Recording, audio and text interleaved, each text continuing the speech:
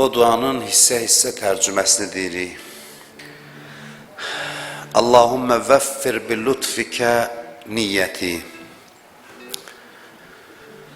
Deyir ki, ilahi, öz lütfünlə mənim yaxşı niyyətlərimi artır. Əvvəllər deyirdi ki, bundan qabaqki hissəsində deyirdi ki, niyyətimi ən yaxşı niyyətlərdən elə. İndi deyir ki, yaxşı niyyətlərimi artır. Bu yaxşı niyyətlərdən çox eləyə bilim. Və səhhih bimə indəkə yəqini. Sənin yanında olan şeylərə yəqinimi islah elə. Yəqinimi səhihləşdir, təsih elə. وَاسْتَلِحْ بِقُدْرَتِكَ مَا فَسَدَ مِنِّي. Deyir, öz qüdrətinlə mənim fəsadlarımı islah elə. Tədricən, yavaş-yavaş mənim fəsadlarımı islah elə.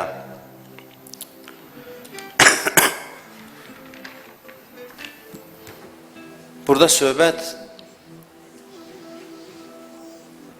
niyyətin artmasından, yaxşı niyyətlərin çoxalmasından gedir. Və mən sizin fikrinizi bir sözə cəlb eləmək istəyirəm. Və vəffir bil lütfikə niyyəti. Deyir, öz lütfünlə mənim niyyətimi artır, yaxşı niyyətlərimi çoxalt. Allahın lütfüne diqqət eləməyinizi xahiş edirəm bu Qədr gecəsinin səhəri. Deyirlər, Qədr gecəsinin fəziləti növbəti günün axşam azanına qədər davam edir. Yəni, 3-cü Qədr gecəsi bu gecə edirsə, bugün axşam azanına qədər Qədr gecəsinin gününün də elə fəziləti davam edir.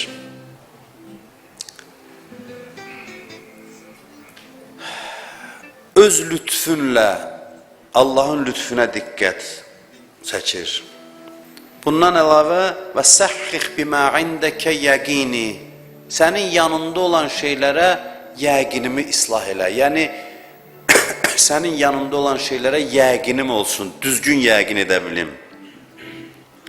Allahın yanında nələr var?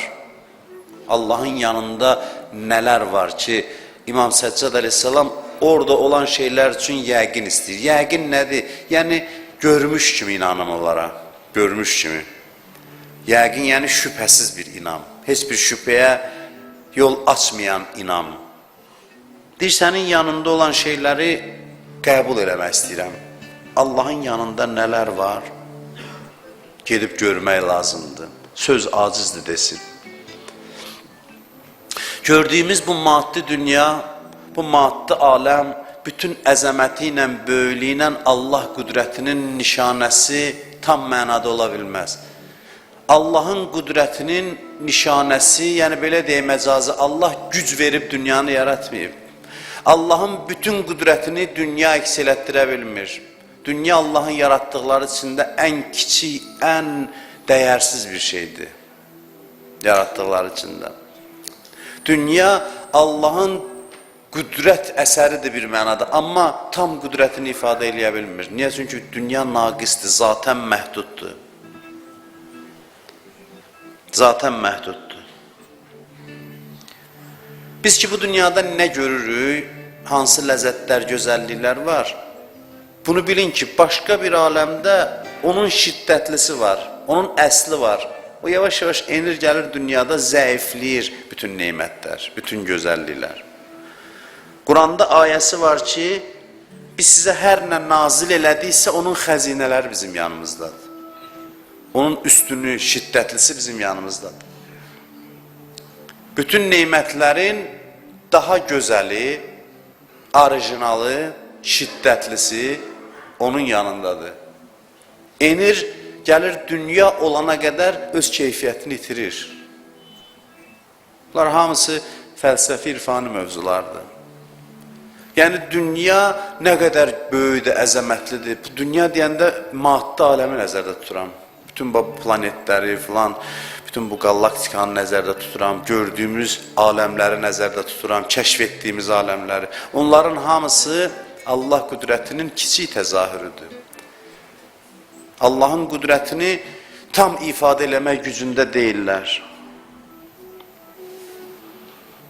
Məcazi desək, Allah qüdrətin səfərbər eləyib bunu yaratmayıb. Allah qüdrətin səfərbər eləyib, bütün gücünü qoyub belə deyək. Hərçənd bu sözlər yetərsizdir Allahla bağlı, amma məcburuq bunlardan istifadə edək. Yəni, bütün gücünü, qüdrətini qoyub cənnət yaradıb. Cənnət, o aləm, onun genişliyi Allahın qüdrətini daha çox çatdırır insana.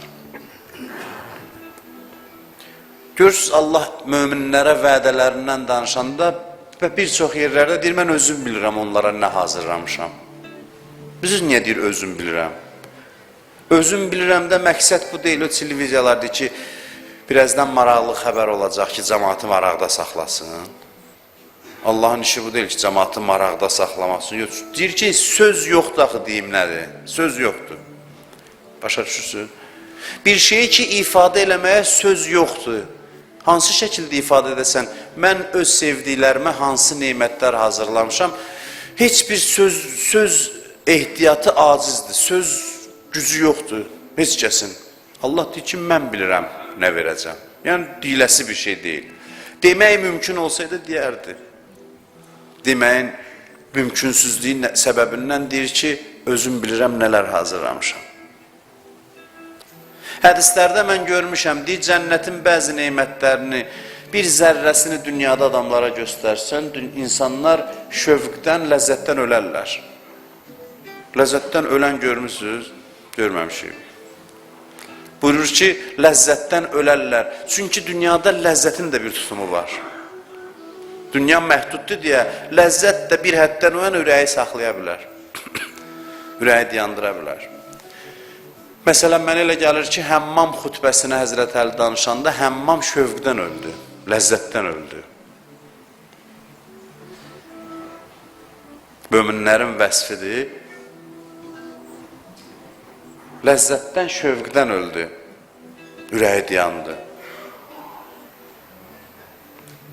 Neymət o qədər böyüdü ki, şövqündən öldürə bilər. İmam Səccad nə istəyir? Deyir ki, sənin yanında olan şeylərə yəqin ver mənə. Deməklə, eşitməklə olmur. Qəlbimin gözünü aç, mən görə bilim orada nələr var. Mən görə bilim nələr var. Bir gün Allah bizə qismət eləsin, gedək cənnətə, görək qüdrəti nəyə qadir imiş. Görək Allahın qüdrəti nəymiş. Onda insan deyəcək ki, ilahi, sən nələrə qadirsən? İndi baxırıq o göylərə, deyirik, sən nələrə qadirsən? O zərrədir onun yanında. Təsəvvür edirsiniz? Cənnət neymətlərinin yanında boylanıb baxdığın o göylər, o əzəmət zərrədir. Cənnəti görəndə insan heyrətlə barmağını dişləyəcək, deyəcək, ilahi, sən nələrə qadirsənmiş. Qüdrətinin güzgüsü axirətdədir, onun öz yanındadır.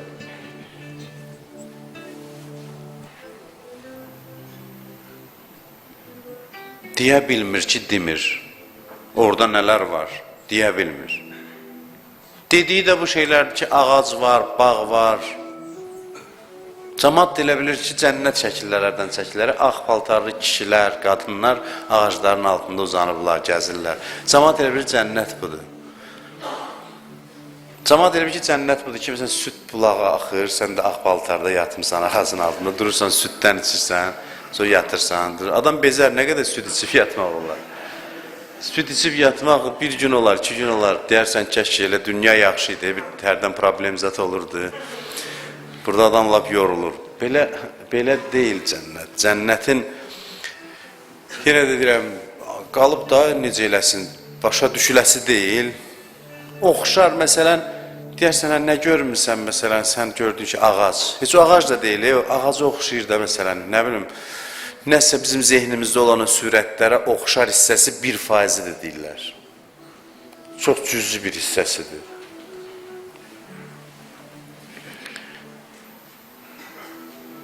Onu danışır onun barəsində.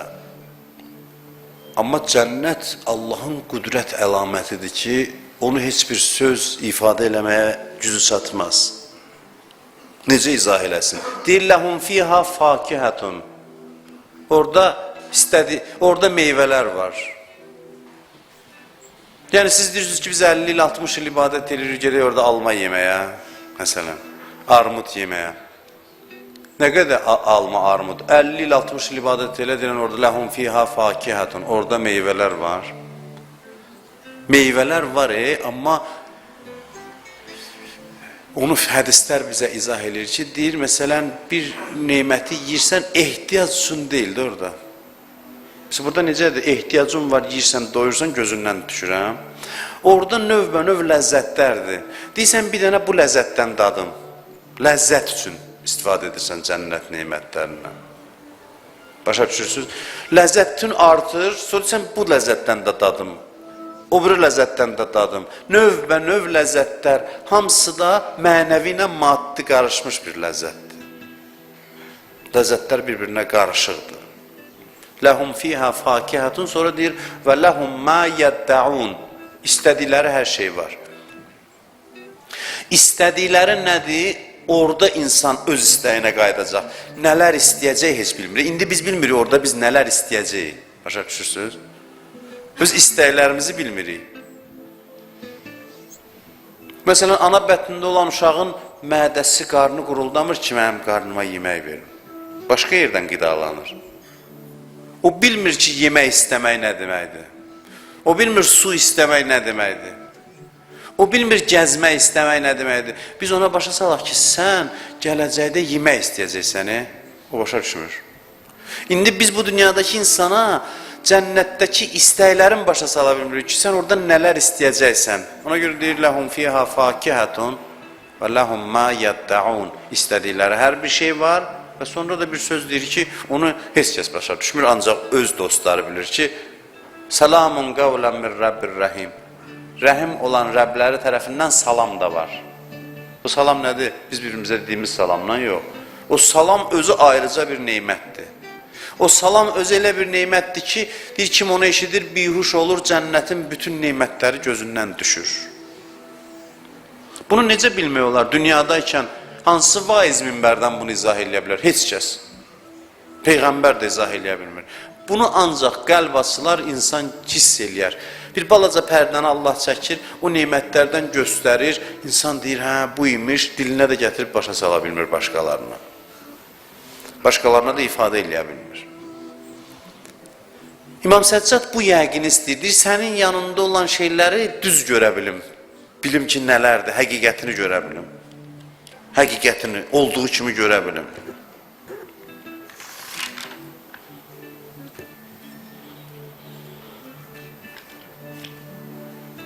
Allahın qüdrəti orada zahir olur. Orada biz sonsuz neymətlərlə üz-üzəyik. Kəş biz bilərdik, sonsuz nə deməkdir ümumiyyətlə? Sonsuz əbədi nə deməkdir? Sonsuzluq. Heç bir şeyin sonu yoxdur, bitmir. Bu barədə xütbələrdə çox danışmışıq. Bitmək qorxulu bir şeydir. Niyə deyirlər dünya qorxulu yerdir? Hər şeyin bir sonu var. Bir şeyin ki sonu oldu, insanın qanı qaralır. Qorxur da itirməyə qorxur. Niyə görə dünyada insan tam xoşbəxt ola bilmir? Təsəvvür eləyin ən xoşbəxt günüdür adamın. Nə bilim, nədir xoşbəxt günü? Yaxşı vəzifəsi var, pulu var, evi var, maşını var, atası var, anası var. Məsələn, indi evlənir, toy günüdür, şad günüdür. Hər şey ürək istəyən kimidir, hər şey qaydasında, hamı sevinir, oynayır, şadlanır məsələn. Burada bir qəm ürəkdə olur, nəyin qəmidir? Bunlar bir gün olmayacağın qəmi. Bu bəsdir elə insana. Bu bəsdir ki, dünyanın kiçikliyini biləsən. Bu bəsdir. Onda gəlir ki, bir gün olacaq, bunlar olmayacaq. O qəm ki, insanın qəlbinə çökür. Dünyanın müvəqqətiliyi, axirətin gözəlliyi nədir? Bir anlıq siz Allah təsəvvür edin. Bu halı biz dünyada yaşayandan sonra cənnətdə bilirsiniz nə? necə deyim, o keyfiyyət cür ifadə eləmək olmur. Hər şey var, olacaq, arta gedəcək. Elə bu özü cənnətdir də, bundan öyrənə nə istəyən? Var, həmişə olacaq, nəinki belə olacaq, artacaq, arta. Azalan xət deyil, yüksələn xət. Bunun hissi var ya, bu bəsdir adama. Bunun hissi bəsdir. Elə burada oturan adamlar bir gün görüşəcək qiyamətdə, cənnətə daxil olanda bir-birimizə baxıb deyəcək, biz həmişə var olacaq, həmişə bir yerdə olacaq. Bizim üçün son yoxdur. Bu mənzərənin sevincini təsəvvür edin. Bu görüntünün, bu neymətlərin sevincini. Bu neymətləri yəqin tapmaq üçün mübarək Ramazan ayında Quran oxuyun. Quran-ı Kərim Ramazan ayında çox təsir eləyir. Allah dilləri öz dilindən eşidim. Allahın öz dilindən eşidirsən neymətlərini. Çox adamlar tələsir ki, 30 cüzü qutarmalıyam. Mən tövsiyə elərdim ki, tələsməyin 30 cüzü Ramazan ayında qutarmağa. Az oxuyun. Dayanın, tərcümə ilə oxuyun. Bir səhifəni oxuyun, ayələrin üzərində düşünün. Hansı ayəni ki, başa düşmədin, keç üstündən çox dayanmadan, əgər görsən, başa düşmürsən. Nə qədər sən oxuyub, təfəkkür eləmək imkanın var, o qədər oxu. Yoxsa oxuya, baxır, nə qədər qalıb cüzdən. Belə oxumağa ehtiyac yoxdur ki, mən aya Quran xətm eləməliyəm. Mən başa düşmürəm bunun məntiqi nədir. Az oxuyun, bir səhifə oxuyun, 2 səhifə oxuyun, amma düşünərək, başa düşərək oxuyun ki, qəlbə, ruha hopa bilsin.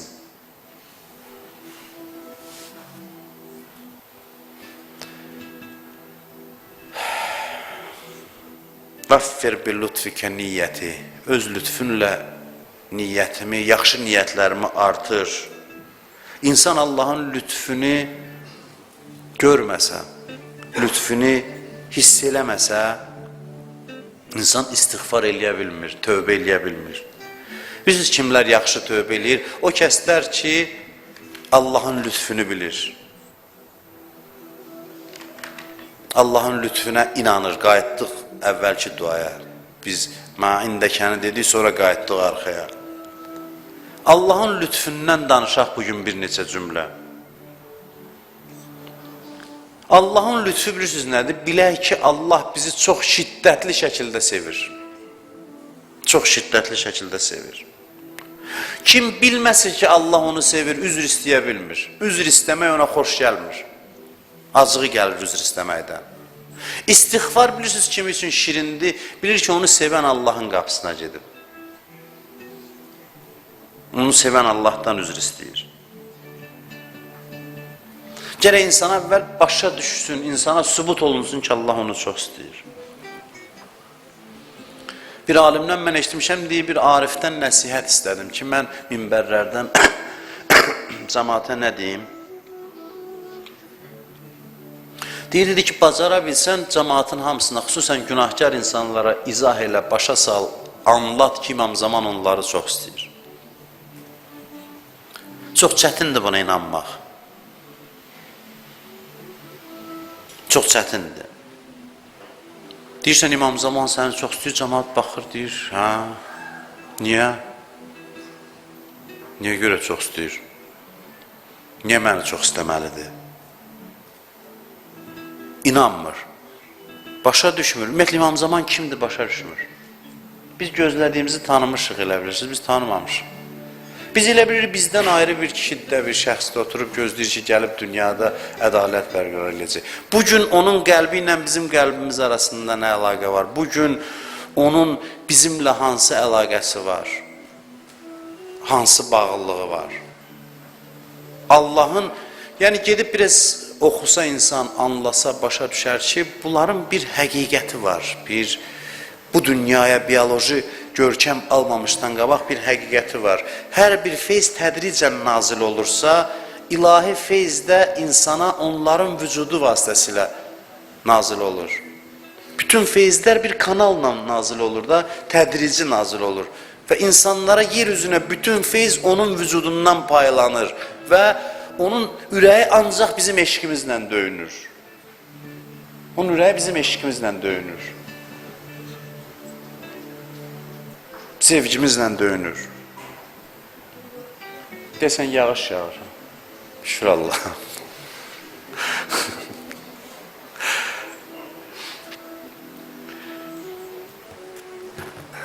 Da mən bağışlayın da mən sözümü danışmalıyam. İnşallah ki Allahın rəhmət yağışıdır. Allah bu cümə günü öz rəhmətin, lütfün bizdən əsirgəməsin inşallah.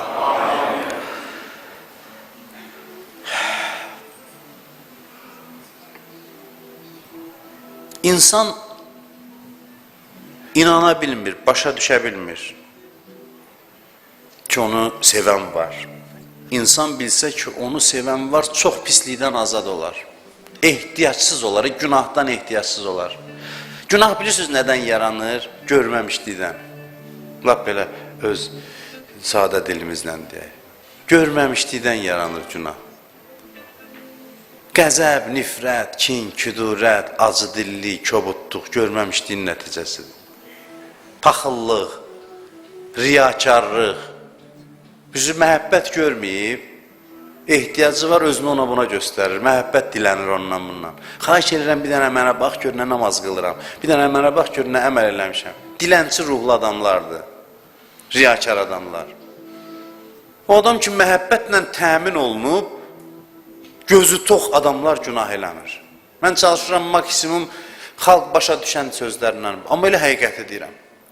Gözü tox adamlar sözün əsl mənasında günah eləmir. Nə ilə gözün tox olmalıdır? Məhəbbətlə. Biz ki, bu qədər məhəbbətə həssasıq. Sənə desələr ki, filan oğlan var ya qonşuluqda, o səni çox istəyir. Filan qonşu var ya, ağsaqqal. Oturmuşdu bir yerdə, deyirdi ki, mən filan qonşunu çox istəyirsən, doğrudan, o məni belə heç mən bilməzdim. Biz bu qədər məhəbbətə önəm veririk. Biləndə ki, biri bir nəfər bizi çox istəyir, bizdən bir yaxşı söz danışvardasa, ürəyimiz gedir. Mən sizə xəbər verirəm, Allah xəbər verir. Əvvəla xəbər verir ki, Allah bizi sevir, inanmırıq. Sonra deyir, Allahın hüccəti var, o bizi sevir, şəxsən səni sevir. Başa düşmürük biz bunu, anlamırıq. Anlamırıq bunu. İnsan bilsə ki, onu sevən var, o sevgi yolunda çətinliklər də asan olur. Sevilən insan üçün çətinlik yoxdur. Binəfsi ənd, Əvvəlfəzaqa İmam Hüseyin deyəndən sonra ki, canım sənə qurban olsun. Ondan sonra artıq o oxların, nizələrin heç bir çətinliyi yox idi onun üçün. Məhəbbət möcüzəli bir şeydir. Məhəbbətdən biz danışırıq hər günkü söhbətlərimizdə. Möcüzəli bir haldır, xüsusiyyətdir. Hədislərdə var, İmam Zaman ağa deyir, mən sizi yaddan çıxartmıram, mən sizi dua eləməsəydim həlak olardınız. Biz buna inanmamışıq.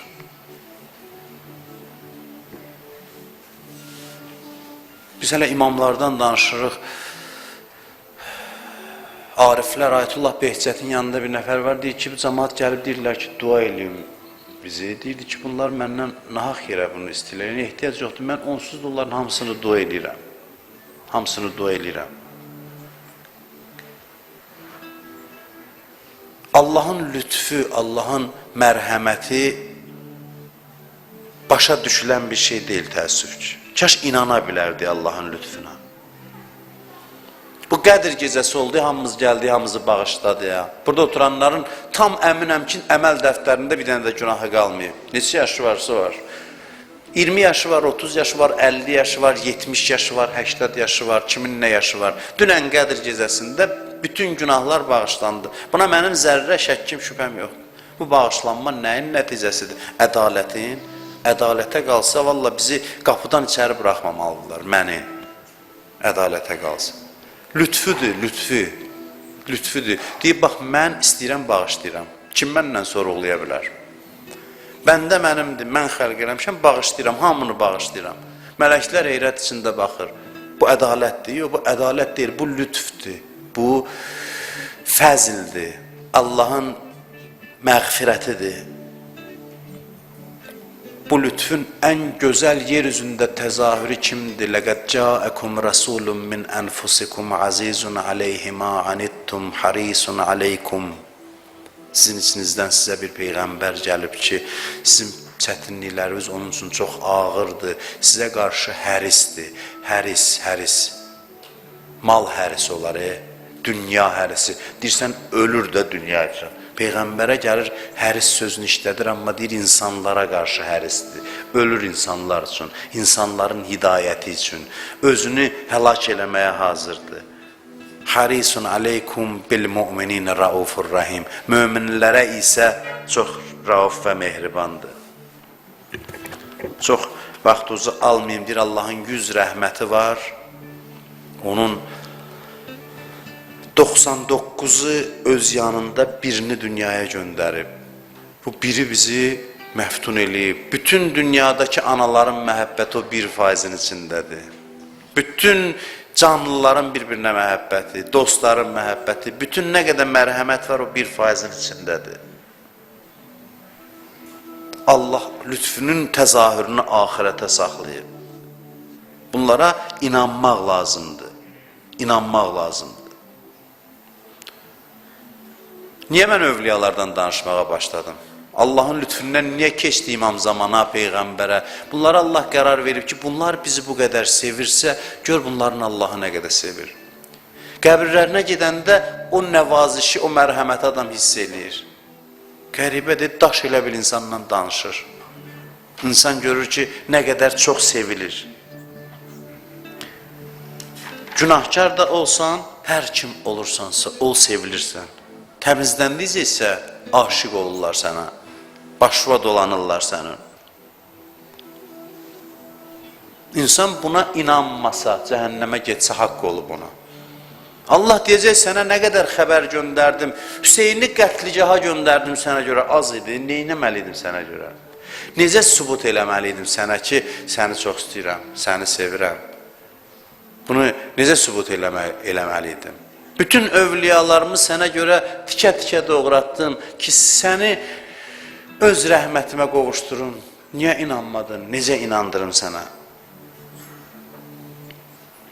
Allah bütün gücünü, qüdrətini qoyub bizim üçün cənnət yaradıb. Allahın lütfu orada təzahür eləyəcək.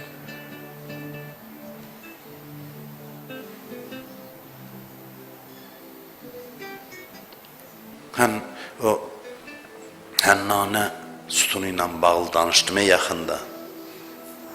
Bu yaxında da keçən cümə idi mənimlə hasılı. Ya gündəlik söhbətlərdə idi. Sütuna söykənib Peyğəmbər danışır həmişə. Bir gün dedilər sənə minbər düzəldək. Minbəri düzəltdilər. Həzrət Peyğəmbər dedi də minbərə çıxım. Sütunun yanından keçəndə biri var, məsələn, xüsusi adamlar qeybdən səs eşitdi. Biri var, bütün cəmaat məsciddə sütunun naləsini eşitdilər. Yəni, elə bil ki, hamının qulağına çatdı. Dedilər, ya Rəsulallah, bu sütundan gəlir bu səs. Dedi, bəli, məndən həmişə ona söykənərdim. İndi minbərə tərəf keçdim, yanından mənim üçün ağladı. Bəziləri bunu eşitdim, yenə başladı nağıllar danışmağa. Onlar üçün Quran da nağıldır, onlar üçün Musanın əsasının əjdahaya dönməsi də nağıldır. Bəzi insanlar var, inana bilmir. Amma Quran buyurur ki, hər bir şeyin şuuru var, hər bir şeyin dərki var. Bu aləm ki, şuurlu, alim Allah tərəfindən yaranıb, onun elmindən hər şeydə bir zərrə var. Hər şeydə bir zərrə var. Odur ki, deyir, o sütunun səsini eşitdilər. Peyğəmbər dedi, gördünüz bu sütun belə ağlayır. Cənnətdəki neymətlər indi sizin şövqünüzdən bundan daha çox nalə edirlər. Cənnət sizə aşiqdir. Cənnət nədir? Cənnət Allahın lütfünün təzahürü. Cənnət vücuda gəlib və sənin üçün ağlayır. Yəni, bu Allahın eşqidə, Allahın məhəbbəti cənnətdə təzahür edir. Bilirsiniz? Allahın eşqi gərək yaranmış olsun ki, o eşq dilə gəlsin, his dili ilə danışsın da bizlə. Ağlasın bizim üçün, bu Allahın lütfünün ifadəsidir. Sözümü bitirirəm. Üsul-i əqaid keçirik, bəzən öyrənirik. Orada bir lütf qaydası adlı bir qayda var. Yadınızdadırsa, çoxdan biz dərslərdə demişik, bu məsciddə də, bundan qabaq Hüseyniyə vardı, orada da. Lütf qaydası nədir? Deyirlər, Allahın lütfü tələb edir ki, Allah qiyamət qərar verib, Peyğəmbər göndərir. Bunlar hamısı Allahın lütfüdür. Qiyamət günü niyə var, cənnət niyə var, bilirsiniz niyə var? Dünyanın qabiliyyəti yoxdur. Bizə layiq olan mükafatı bizə versin. Dünyada o güc yoxdur. Allah verir, qüdrətini işə salır ki, bunun qarşılığını versin. Maddədir ki, mən acizəm axı. Sən qüdrətlisən, amma məni də nəzərə al. Mən acizəm. Mən o layiq olanı vermək gücüm yoxdur. Ona görə Allah cənnət yaradır. Başa düşürsünüz? Lütfü ilə. Lütfü cənnəti xəlq edir. Çünki bu dünyanın hamısını bir toz eləyib bizim ayağımızın altına atsalar, bizim elədiyimizin əvəzi deyil. Allah qatında deyil, lütfünün əvəzi deyil. Yəni, elədiyimiz bir şey deyil. Allah belə hesab eləyir. Bütün nə görürüksə Allahın lütfünün təzahürüdür. Əmirlər var, filan şey eləmək vacibdir. Ən böyük məhəbbət təzahürü budur. Əmirlər. Nəyə əmr eləyir? Bizə su kimi lazım olan şey. Bilirsiniz, Allah bizə nəyə əmr eləyir? Bizə həyatı əhəmiyyətli olan bir şey ki, bunu eləmək lazımdır. Bir dənə burada bir sual var, ona cavab verin, bitirim sözümü. Burada sual yarana bilər ki, əgər tövsiyə eləsəydi olmazdı. Məhəbbəti var, tövsiyə eləsin. Desin ki, yaxşı olar ki, namaz qılasınız. Yaxşı olar ki, oruç tutasınız. Əvvəla bizi yaxşı tanıyır. İndi burada desə, yaxşı olar ki, oruç tutasınız, çıxanda yəqin vəziyyət bəllidə necə olacaq. Doğrudan vacib deyil, gətir suyu, oradan içək, gətir. Oradan yaxşı bir gedək yemək zakaz elə oturaq, çörək yeyək. Öldük üstü gündə məsələn, axşama qədər.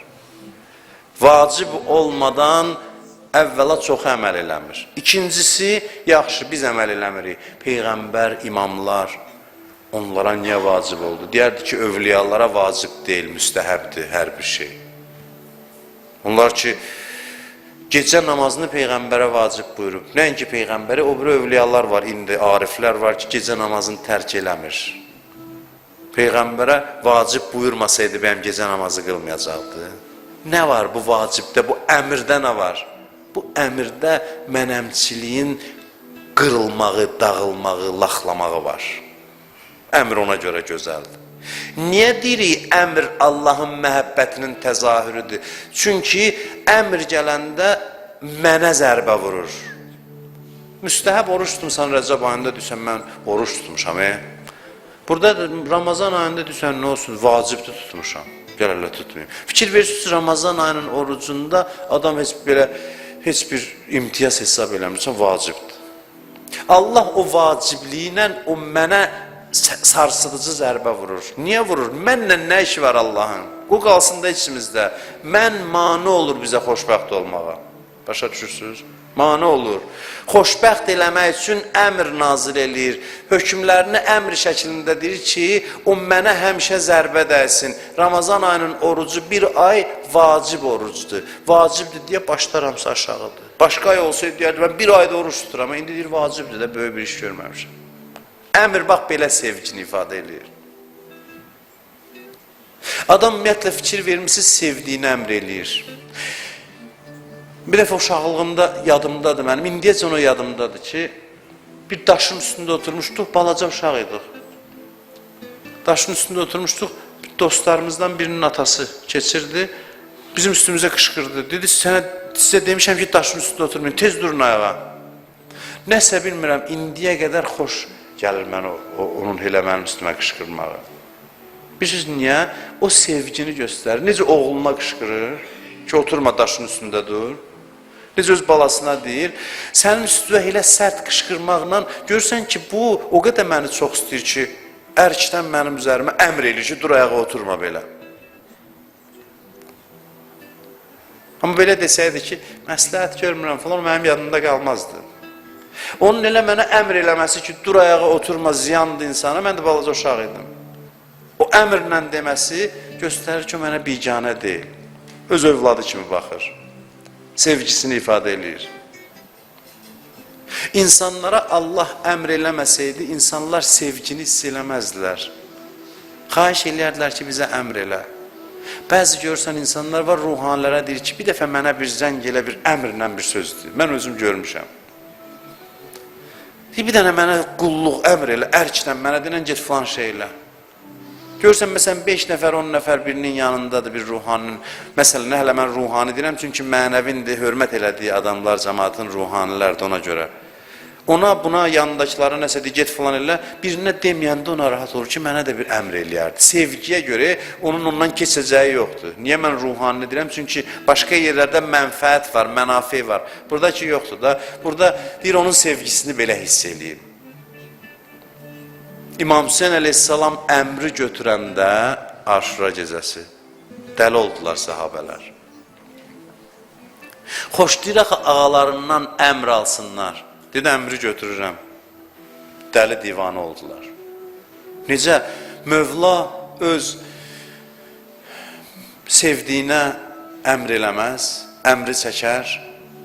Ona görə əmr istəyirdilər, qalmaq əmri. İmam Hüseyin də götürdü bu əmri. Əmr götürüləndə nə olur? Mən baş qaldıra bilər, hə? Mən baş qaldıra bilər də. Əmr yoxdur, mən qaldım. Siz Allah fikir verin, mən nə deyirəm? Əmr ki, qalxdı, boşluqdur da. Əmr qalxan kimi mən baş qaldırmağa başlaya bilər ki, əmr yoxdur ki, mən qaldım. Onda nə edir? Onu kompensasiya eləmək üçün deyib, baxın cənnətdəki yerlər üzə. Bu məni əzmək üçün əmr ki, yoxdur, cənnətə baxın, baxırlar xəcalətdən. Yəni, siz elədiyinizə baxın, Allahın verdiyinə baxın. Ondan sonra xəcalətdən başlar dikilir, gözlər dikilir yerə. Əmr ki, yoxdur, əmrin boşluğunu, əmr olanda nə olur? Əmr olanda mənə zərbə dəyir. Əmri götürdüm, mən baş qaldırmağa başlayanda onu dəf eləmək üçün cənnətdən mənzərə göstərdi ki, çox da yəni qürurlanmayın ki, biz Hüseynin yanında qaldıq. Sabah axşam sizə bunu verəcəklər. Onu ki, gördülər, yenə də əridilər, kül oldular, torpaq oldular.